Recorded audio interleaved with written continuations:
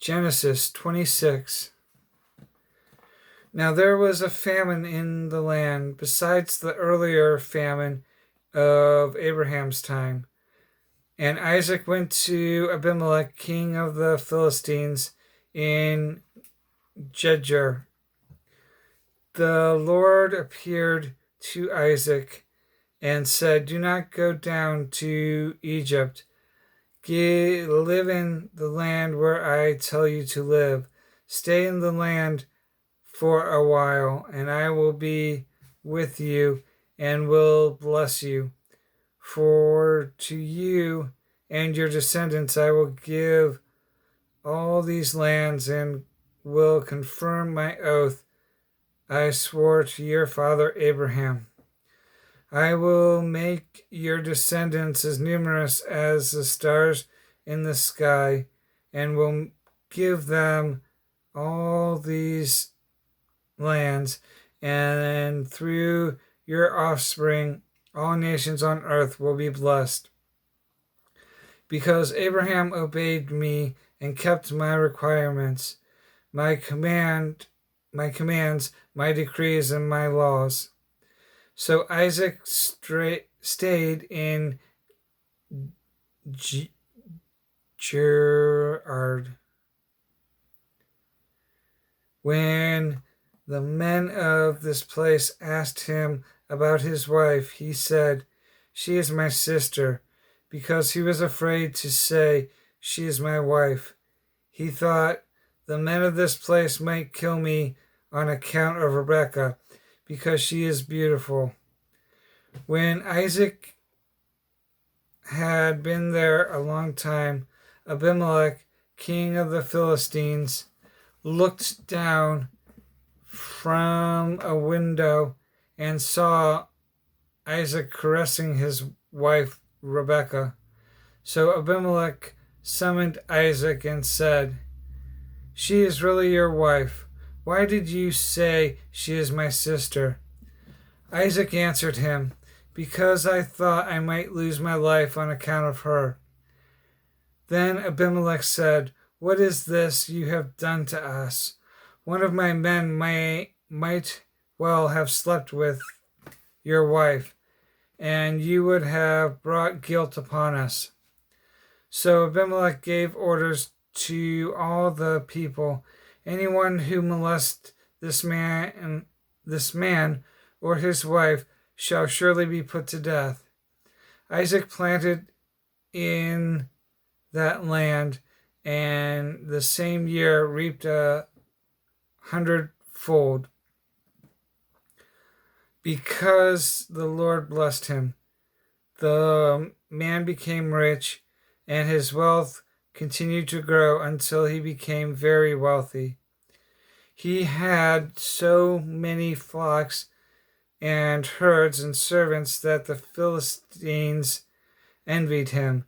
So all the wells that his father's servants had dug in the time of his father, the Philistines stopped up, filling them with earth. Then Abimelech said to Isaac, "Move away from us. You have become too powerful for us." So Isaac moved away from there and encamped in the valley of Gerar and settled there. Isaac reopened the wells that had been dug in the time of his father Abraham, which the Philistines had stopped up after Abraham died, and he gave them the same names his father had given them. Isaac's servants dug in the valley and discovered a well of fresh water there. But the herdsmen of Gerar quarreled with Isaac's herdsmen and said, "The water is ours." So he named the well Esek, because they disputed with him. Then they dug another well, but they quarreled over that one also. So he named it Sitnah. He moved on from there and dug another well, and no one quarreled over it.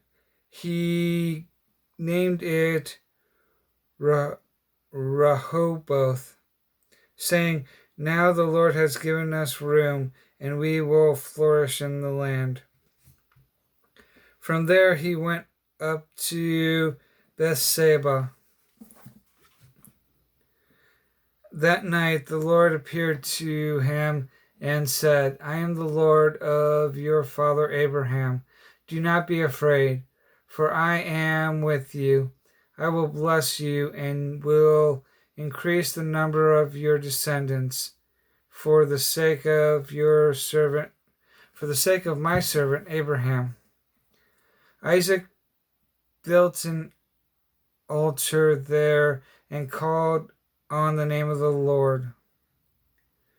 There he pitched his tent, and there his servant dug a well. Meanwhile, Abimelech had come to him from Gerar,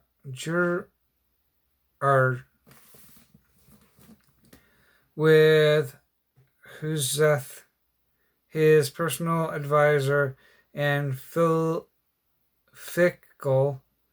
the commander of his forces.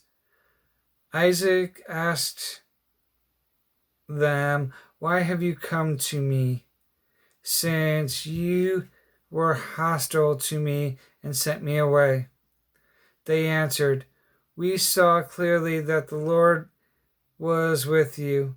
So we said, there ought to be a sworn agreement between us. Between us and you, let us make a treaty with you, that you will do us no harm, just as we did not molest you, but always treated you well and sent you away in peace. And now you are blessed by the Lord." Isaac then made a feast for them, and they ate and drank. Early the next morning, the men swore on oath to each other. Then Isaac sent them on their way, and they left him in peace. That day Isaac's servants came and told him about the well they had dug. They said, "We found water." He called it Sheba, and to this day the name of the town has been Beersheba.